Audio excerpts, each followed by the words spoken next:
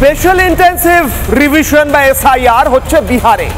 সেখানে দেখা হচ্ছে খুঁটিয়ে খুঁটিয়ে দেখা হচ্ছে ভোটার লিস্টে কোথায় কারচুপি আছে।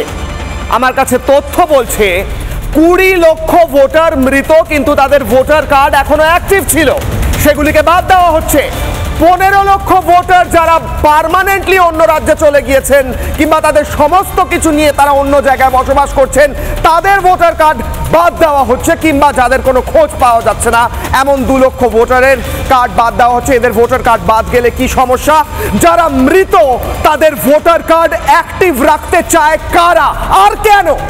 মমতা বন্দ্যোপাধ্যায় এক সময় ভোটার কার্ড, ভোটার লিস্ট, সচিত্র পরিচয়পত্র নিয়ে অনেক আন্দোলন করেছেন।